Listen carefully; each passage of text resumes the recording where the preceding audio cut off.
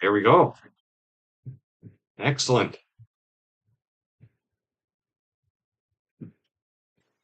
And I believe we are live streaming.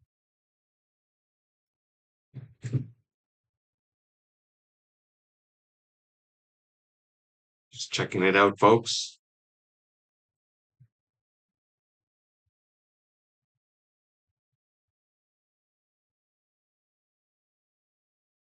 Yep, we're live. Outstanding.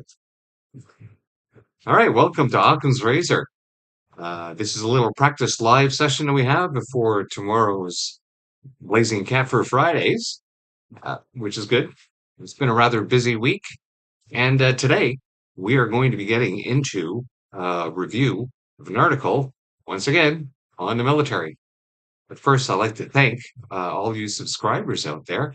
I'm ecstatic. I'm actually over 10 subscribers on Rumble. Couldn't really care much about ComyTube. We just have two separate streams. And for once, I believe we are attempting to stream on X. And I am seeing that my CPU is completely out of control. So we may be a little choppy at the moment. Let's see if we are. To stream on X. And I am seeing that my CPU is completely out of control. Well, so we may be, well, apparently, even with my CPU at 65%, I'm not choppy. Although my image might look like it's being projected on a potato. All right. As I was saying, thank you for all my subscribers who showed up. This is outstanding. And also, I'd like to remind you all that we do have a gardening channel, and there should be more coming out on that today. Can just get my images together. Also, um, if you'd like to hit the notification bell, you'll never miss another live stream as I get better at these. And if you'd like to leave me a story tip, there's a link down in the comments. Well, there will be once this is posted online, or you can go back to some of my old videos, and you can also see a link for that. Um, if you appreciate what I do and you like to support my work, there's a link, or there will be again, to support me monthly for that. And also, I also have a Substack, and you can join up for there. And as always, there are subscription options, or you can just watch for free as we develop this channel. So let's get into this. Maclean's has published an article today, How to Make Teens Join the Military. Of course, right now, given what's going on with our military and the changes that the communists and Liberal Party have done to our armed forces, I cringe. I cringe every time I see this. And of course, we'll go through the article and you will see that they have not touched the elephant in the room. So this person who wrote the story, Mark Toey, he goes here, I joined the Canada's Army in 1984. Guess what? So did I. February 4th, 1984. When I was 18 years old, he says here. I was 19 at the time. As a kid who loved Star Trek, the military seemed to be the next best thing to Starfleet. Well, I was a bit of a nerd as well. A Trekker. I consider myself not a Trekkie. Didn't really matter. Just into the sci-fi. And I did not consider the military at all anything like Star Trek whatsoever. If anything, is probably getting a little closer to that movie where they were killing the bugs. Anyways, I needed a summer job after my first year of university, so I joined the Army Reserve, where I grew to love solving problems, working in teams, and leading people. But when it came time to look at a listing in the regular force, the long-term commitment gave me pause. I spent a long time reading the 9-year contract. So as soon as I saw this 9-year contract thing in 84, I knew right off the bat this guy was going to be an officer. 9 years was half of the life I'd known. What finally got me to sign was the mice type in the contract, revealing that if I wanted, I could leave after 3 years. That's right. We were issuing initial basic engagements of 3 years. For the non-commissioned members, it was two basic engagements of 3 years, followed by an intermediate engagement of 14 years to bring you up to 20. That is until they changed it to doing a minimum of 25 years with only one basic engagement of 3 years, followed by a 22-year contract. Of course, he doesn't address the contract issue at all through the story and what he's proposing. I still felt like a long time, but I'd been accomplished very little as a university student on the starvation budget. I could do 3 years. Right. So there were a lot of people I was in reserves with at the time that were also in university. As a matter of fact, one of them was my good buddy Steve. All right. I've been reflecting on that experience a lot lately and what it reveals about the state of Canada's military in 2025. Like me, a lot of Canadians have also been thinking about defense, which is not something we often do outside of wartime. Yes, we know. We know. 38 years I spent in the armed forces, Canadians couldn't give a crap about the military until their nationalist heartstrings are pulled. And then all of a sudden, they're for the military. As soon as we got involved with Afghanistan after 9/11, yeah, it's a great recruitment tool. A lot of people wanted to join, want to fight the bad guys, whole nation swinging behind. But really, where were you during Aunt Medusa? Sorry, not Aunt Medusa, Aunt Athena, Bosnia, right? Where were you then? And where are you now? Oh, right now you're lamenting because we're losing people and you can't keep us in. People are so pathetic and superficial. But with world events turning increasingly fractious, we're feeling more vulnerable than we have in a generation. Yes, that's right. You entitled pricks. You've just been swimming along, having the government provide everything for you. 40% of you not bothering to vote till the last election, which was close to 35% didn't bother to vote. Oh, but your heartstrings are pulling now. All of a sudden, you're worried about the military. More than 1 million Ukrainian Canadians are worried about their families who are under assault by Russia. True. Of course, I would too if I had family over there. Our own land is under threat for the first time in 200 years, including our Arctic territories, which are being sized up by Russia, China, and even our closest ally. The US president has spoken openly of erasing our borders. Oh, of course, here comes the Trump derangement syndrome. And this whole thing about our Arctic territories being under threat, they have always been under threat.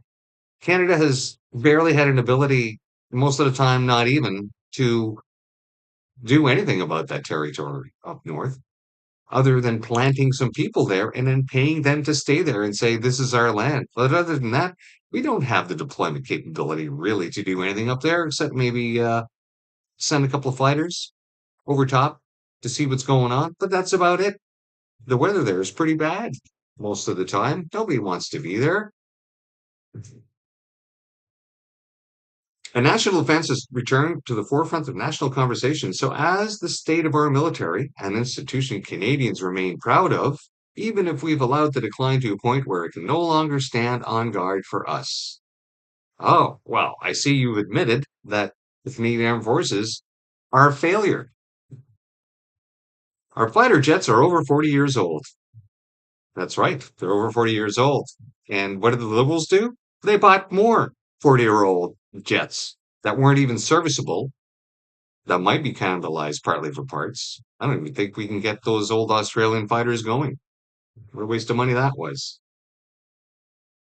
The roughly 2,000 Canadian soldiers stationed in Eastern Europe to deter Russian aggression can't defend themselves from air attacks.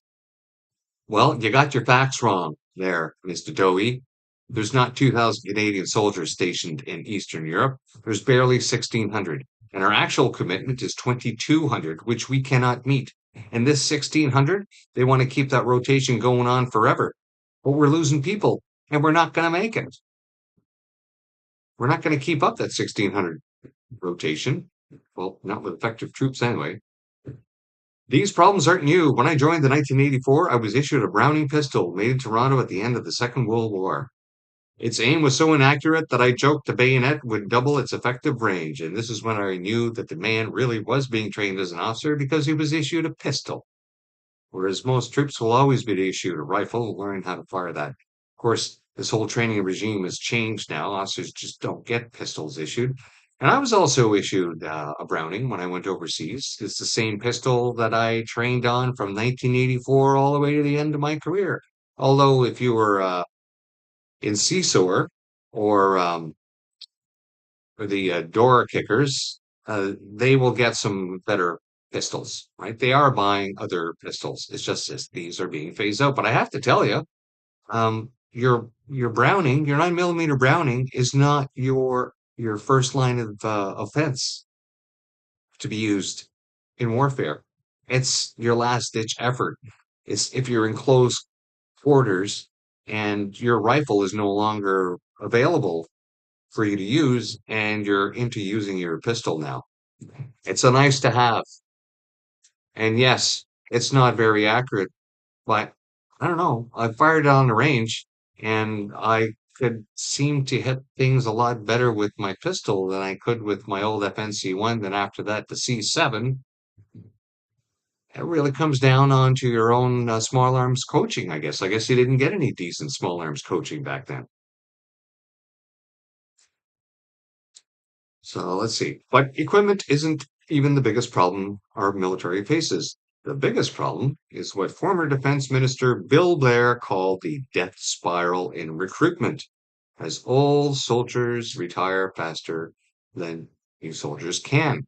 Well, I think now it's a really good time to rewatch what what these clowns who are running the military are doing to recruitment and who they want to let in. To increase the pool of recruits and reduce risk, we introduced a probationary period for new recruit last December. This allows now applicants to enroll and begin training while their administrative work is completed. During this probationary period, applicant must pass the required security clearance check, meet medical standards, and show that they live by the Canadian Armed Forces ethos and values. Those who don't meet these requirements will be released as soon as possible. It means faster in, but also a faster out. Yeah, yeah. So we are we're in a bad place in the military that we actually have to start letting people in that have anxiety issues. You're going to put those people in combat. Yeah, maybe that's why our effective strength is down to 40%. The authorized strength of Canada's armed forces is 71,500 full-time regular troops and 30,000 part-time reservists. We currently have 9,000 short of those numbers. That is wrong. That is wrong because I put out a video on that last week. Here we go. Military falls short minimum strength by nearly 20,000 members. Right? That, of course, this number includes the reserves and the regular force. This 9,000 short, I think he wants to only refer to the regular force. And this is not the official number. It's actually less than that, unless he is looking at a new number we know nothing of. At its current strength, our military can't possibly defend Canada and contribute meaningfully to obligations abroad. That's right, we cannot, especially when the total effective strength is less than 40%. But we aren't able to hire and train recruits fast enough to replace those who leave in exhaustion and despair. Up to 9% of soldiers leave annually because soldiering is hard on people. Well, yes, it is. The average Canadian Forces member today is 36 years old with a family and financial obligations. They move constantly, which makes it hard for spouses to stay employed, and frequent overseas tours tear families apart. Actually, it's not frequent overseas tours that tear families apart. It's just the op tempo. The operational tempo doesn't include just tours. It also includes training. It also includes domestic deployments. All this keeps people away from their families. And depending on the trade, they may be operational for days at a time as part of their job. What's really happening, why families are having a hard time in the military, really comes down to how strong those marriages and those relationships are. And we know throughout society, a lot of people are not going to church anymore. So they don't have the strength. They don't have a moral and ethical strength. They don't have any faith. have any faith to fall back on, and they only think of themselves and the situation that they're in, and everything collapses because they only try to build things on their own, and they have to realize that we are all infallible and we need a higher power to get through our days. And if we don't have one, we can only depend on ourselves. And we are not infallible. We are fallible. We fail all the time. And when we refuse to accept our failures, we can't move on and build from those. And that's what we're seeing right here. There's another failure here to actually understand what is really happening in the Canadian Armed Forces just by saying that, oh, it's frequent overseas tours. I don't think where this person has been. He said, we'll see further on how much time he spent in the military. It means he left in the 90s. And he should have known back then. Of course, he left because there wasn't really a lot of operations going on. It's not just a freaking overseas tours. It's everything. Our generals have tried to attract more people. They've loosened dress and fitness and medical standards. Which is sorry, you a video for that. They've opened recruitment to permanent residents, just not citizens. They now accept recruits as old as 60. Yeah.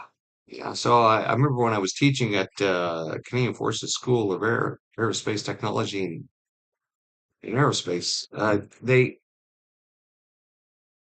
I had a student who was a retired postie um, in his early 50s. We also had a woman in her early 50s, and we were putting them through as an avian technician, which meant back then they couldn't even go past the age of 60 because that was the mandatory retirement age. And, then they'd be collecting a partial pension. But for them, it was employment.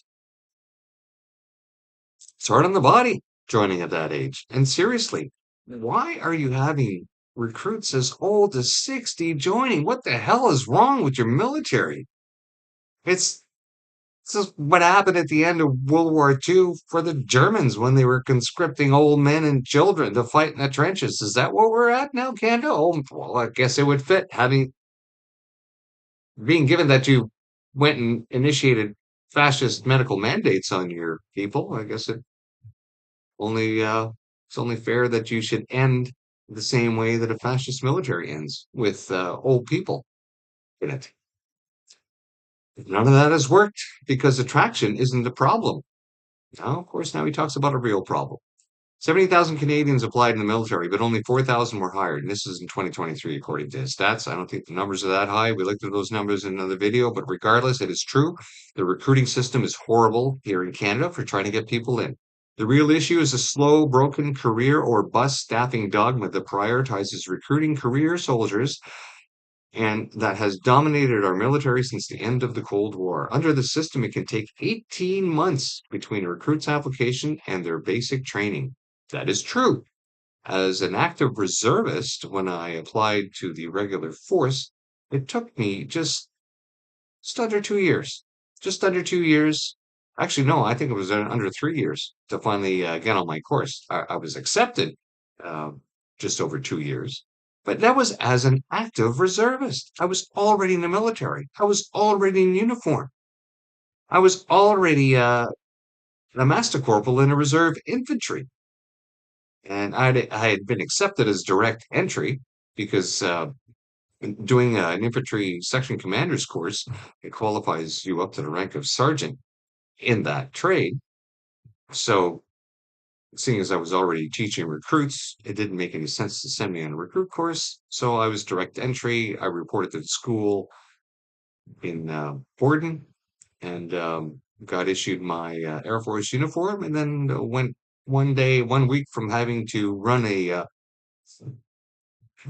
driver's course as an acting warrant as a master corporal into having no responsibilities except for myself on course. It was so sweet to have done this.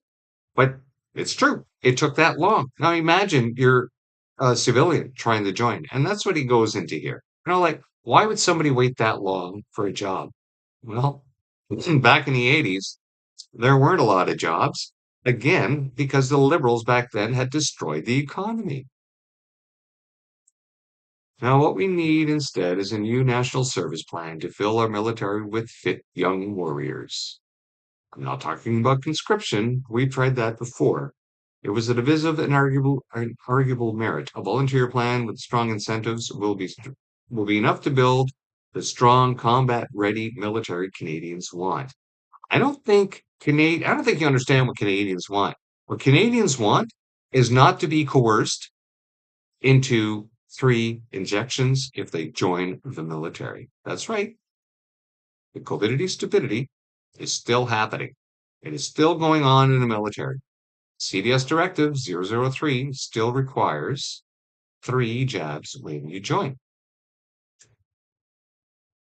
So why would they join for that? Instead of selecting recruits for 100 different specialty trades, we should focus on basic combat and naval trades that provide essential foundations for later specialization. Yes, we call that basic training. We already have that. That will streamline recruiting, selection, and initial training. This is similar to the throughput model many of our allies use.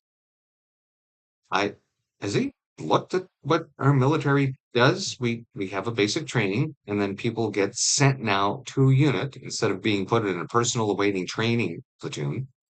And then when their course comes out, they're sent back to the schoolhouse. They do their trades course, and then they go back to their unit. That's about as streamlined as we can get right now, because I don't think these people understand where are all these trainers going to come from. The military is in such bad shape that they have to rob the operational side of qualified people to put them in the training system. You're robbing Peter to pay Paul. This is a great idea you got, but it's not based in reality. The first 6 months of NSP, which is this thing that he wants to do, would be spent on basic training. Well, the basic training is not 6 bloody months. All right. To be employable as a combat armed soldier in the infantry, armored corps, or artillery, or as a sailor. You can't. Okay, so basic training, it doesn't matter. It's all elements, right? Everybody gets the same basic training, basic safety training. Then after that, you're going to go to your elements. You're going to go to the Army, you need to learn Army things. You're going to go to the Navy, you need to learn Navy things, Navy tradition, Navy safety issues around Navy stuff, Army safety issues around Army stuff, and Air Force safety issues around Air Force things. Somebody who works on the flight line is not going to be learning the same thing that a sailor who works in a shipyard or on a ship is not going to be learning the same thing that an infantry and artillery or an engineer is going to be learning out in the bush playing silly bugger. This is just doesn't make any sense at all. People join the military for adventure and service. Really? Um, okay, sure, if they have that opportunity, if they're not worried about where their next meal or paycheck is coming, I guess, yeah, then they might be joining for that. But majority of Canadians are not thinking about adventure.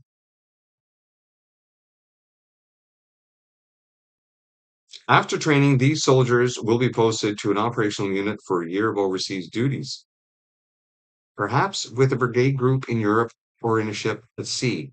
Doofus, we can barely meet 1,600 people overseas on a rotational basis. And to get them up to that part where they can actually deploy, it takes more than a year after basic training. They have a lot of courses to do. They have a lot of equipment to learn.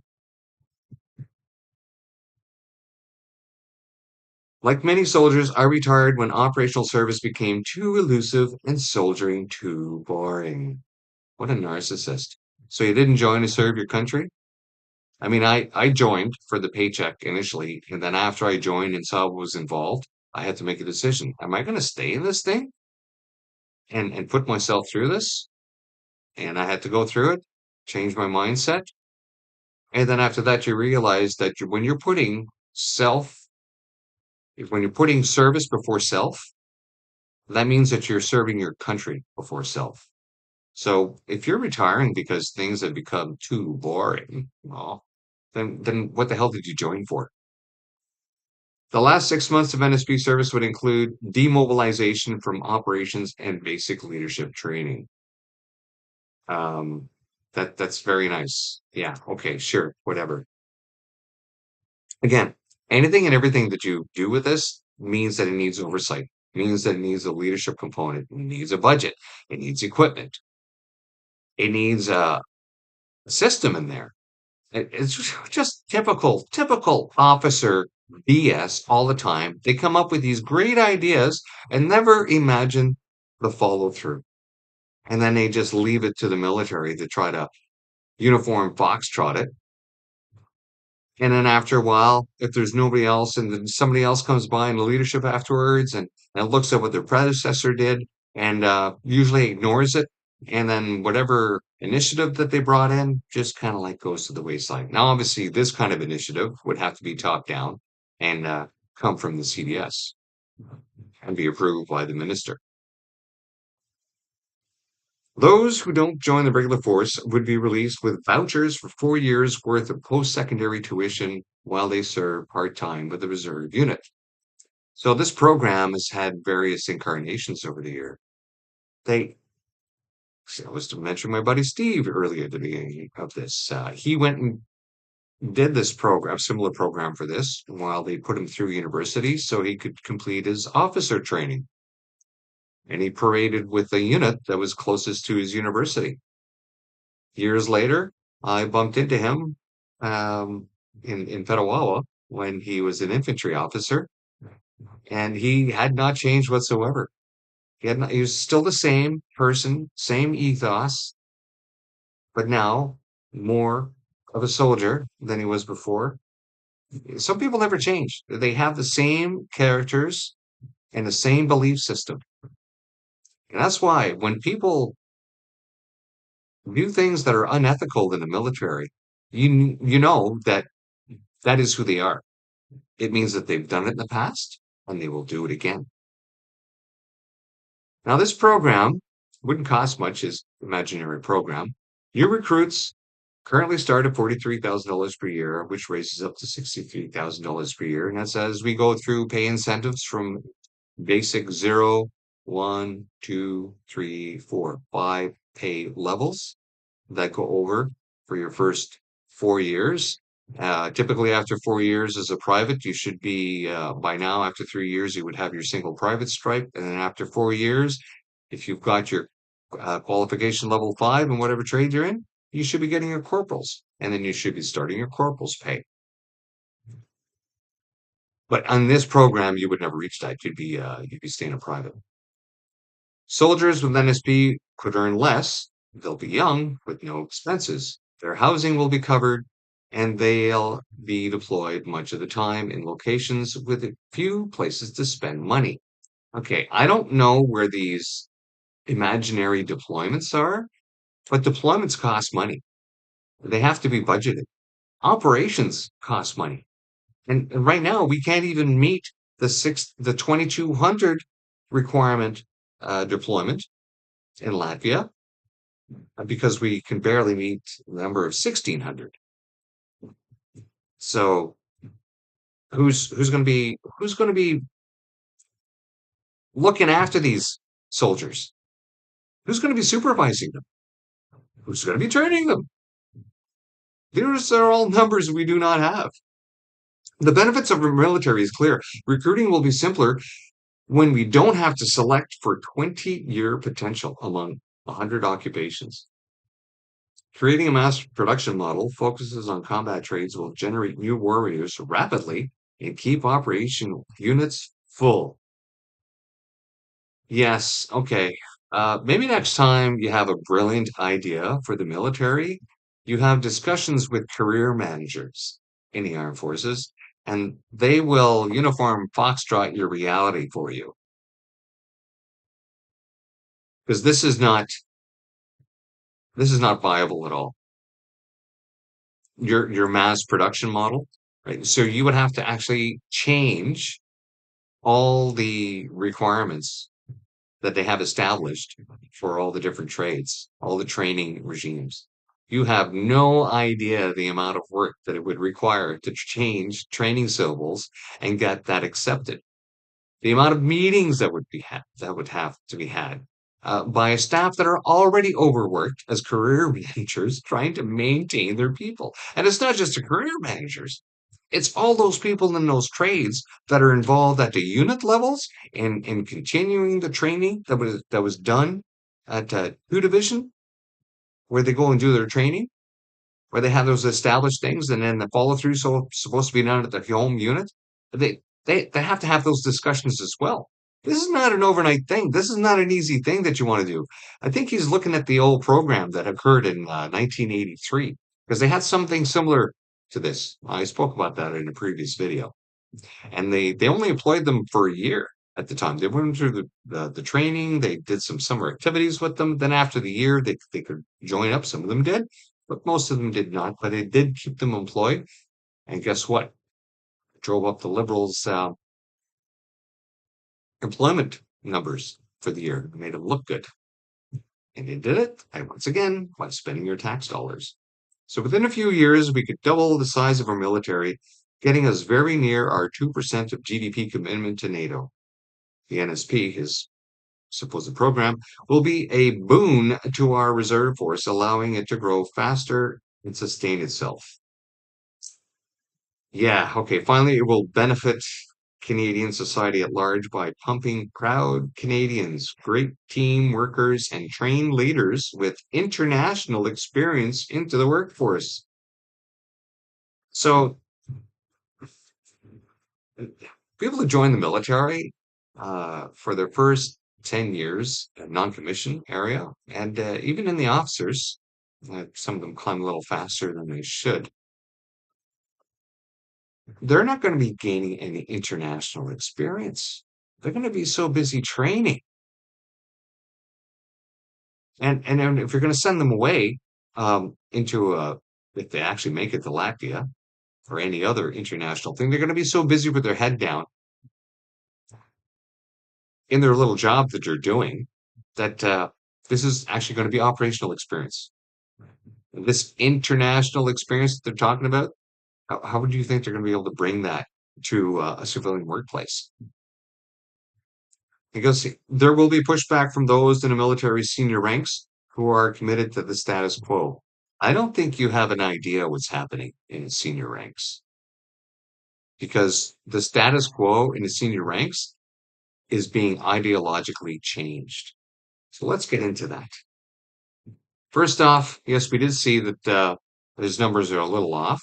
And obviously here, you can see right here, right? I'm not going to say these words on YouTube, but he didn't touch this at all. He did not touch this at all. Uh, once they find out when they join that they're required to take 3 COVID-19 jibby jabs, a lot of them are changing their minds. Goes, what's the risk assessment on that? What's the risk benefit on that? What is the risk benefit on that? I don't know. Let's see. Well, Biden officials hid deadly health risks of the jibby jab, bombshell congressional report reveals. That's right. But this is not new. I've covered this before. Congressional investigations found White House officials held back warnings about heart damage from the jibby jab in younger people after getting early alerts from other countries, including Israel. That's right. Internal emails and memos suggest a planned health alert network by the CDC regarding myocarditis, inflammation of the heart muscles, was not released. Yes, that's right. And whatever's happening in the US military, because they have to take the GP job, is also happening in ours. That is right. Because as I published in a prior video, Public Health Canada also knew about this and they refused to do anything about it. 300 is too many unalivings to be investigated, they said. Uh-huh. Things are not looking good. So every time we see one of these publications in the mainstream media about the military, right? They never talk about the abuse that has occurred and is still going on today. So why is the chain of command being like that? Why are they being pricks? Why do they not care what is happening? Right? In July, under Secretary Cisneros acknowledged the DMET data, the database working properly, and also acknowledged things such as myocarditis rising 151%. So what I did, I went in today. I'm doing the same thing, 5-year average. However, I'm comparing it to 2022, and I only am using fixed wing pilots and helicopter pilots, active duty. So we get hypertensive disease, 36%, ischemic heart disease, 69%, pulmonary heart disease, 62%, heart failure, 973%, other forms of heart disease, 63%, cardiomyopathy, 152%. Yeah. So if it's happening in their military, it happened in ours because we were subjected to the same jibby jab. Now, as you know, unless you're new to this video or this live stream, I didn't take it because I knew better. Unfortunately, a lot of people did. And like I said, it's still a requirement when you join to have those, right? Here's a CVS directive right there. CAP members are considered to have received primary vaccine series 14 days after they have either received an authorized GB jab requiring 2 doses to complete the Jibby Jab series, and then mixed dose Jibby Jab series are accepted as long as it aligns with NACI recommendations on the use of COVID stupidity Jibby Jabs, right? And then you have to receive an additional dose of an mRNA Jibby Jab at least 28 days after completing the series, right? So that's Jibby Jab for operations and readiness.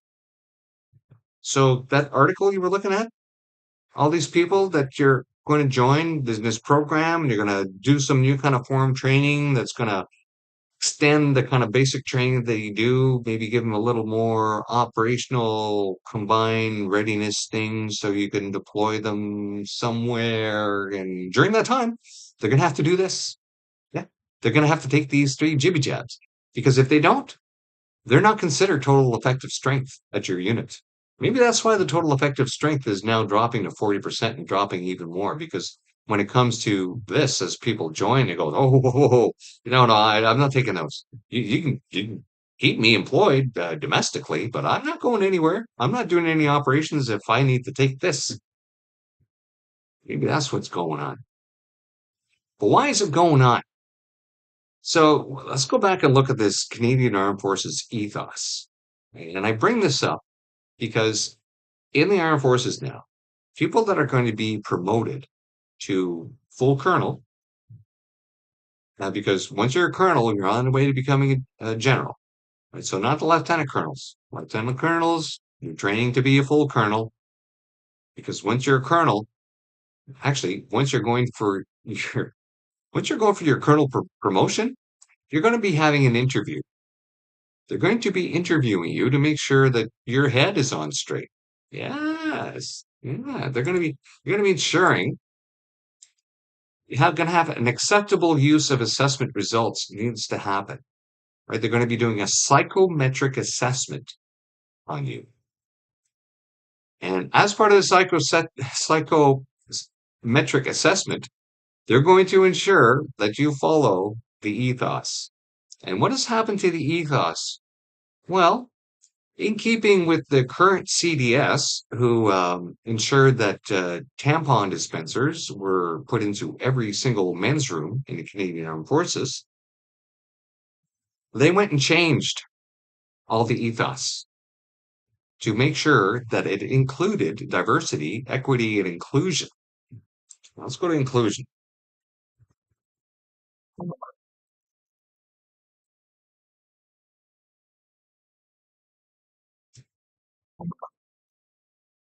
If I could just type properly. There you go.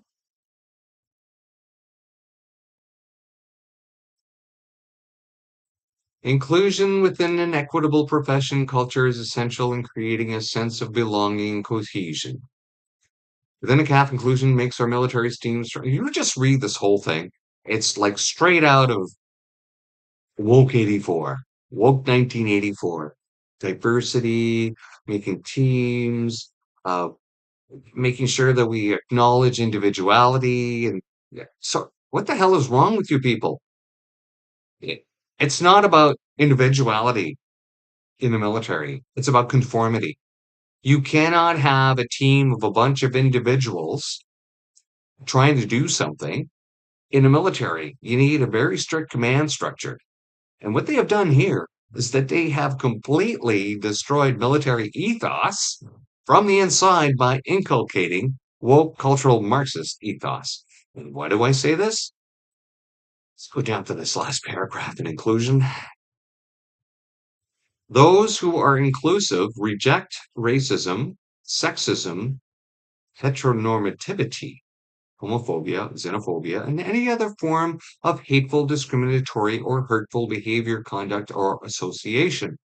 They take proactive approach to prevent, stop, and report such conduct and support those affected. Inclusive leaders and team members take deliberate steps to identify and challenge inequities both within their teams and within the institution. There are so many things wrong with this paragraph. Now, first of all, if you're going to reject hate, don't name them. Just reject it. Because what you've done here is you have left out all the other types of hate, which means you accept those types of hate. And why do I say that? Because you have specifically gone in and named heteronormativity a topic, a word created by the woke culture that means the opposite of what it actually means. Heteronormativity is the normal biological imperative of life forms on this planet to reproduce. To be heterosexual is normal. But for them, heteronormativity is bad. If you push heterosexuality as being a normal function of biology on this planet, you are therefore heteronormative, which means that you now think that anyone who isn't heteronormative is bad, is evil. So just by asserting your heterosexuality, you are making those who are not heterosexual uncomfortable, and therefore you have to stop that. You have to stop identifying yourself as being heterosexual because that's heteronormative. So there's inculcated bigotry right into the system. So their inclusiveness only includes those that they want to be inclusive, not everyone else. And this proactive approach of snitching on people, that is not how you do things in a real military. If you see a fault, you fix it right then and there. If you see somebody doing something, you address it personally with them. You don't run off to somebody and start snitching on them. What kind of culture is that? Obviously, a culture that's failing in the military. As more people who go in and see this kind of BS going on, this kind of woke BS. Yeah. What? Do you guys take this lesson from people snitching on others that were not doing the right thing during the COVIDity stupidity event? Right? Snitches got stitches, bitches.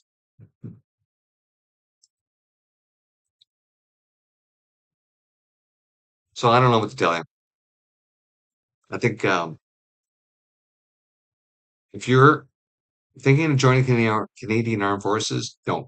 If you know of a family member who does, tell them to Google CDS Directive 003. You just have a look at some of my videos where I give all the links. Why would anyone join the Canadian Armed Forces military? Unless, of course, you like this kind of abuse. Unless, of course, you have been brain damaged and brainwashed by cultural Marxism, and you think that all these changes that they've done is the way to run an effective military, then go ahead and join, because you're not going to be joining to serve your country. You're going to be joining to serve an ideological imperative that has been built into this to not to build warriors to defend Canada. No, no, no, no. To to create ideological soldiers who will ensure that this ethos is adhered to before they even pick up a rifle to defend your land. This has been Occam's Razor. Thanks for coming out. I really appreciate it. I hope this video is not too choppy. We'll see you later. And come by tomorrow. I don't think we're going to try to stream this on Twitter. I think that's what's causing a lot of the choppiness. And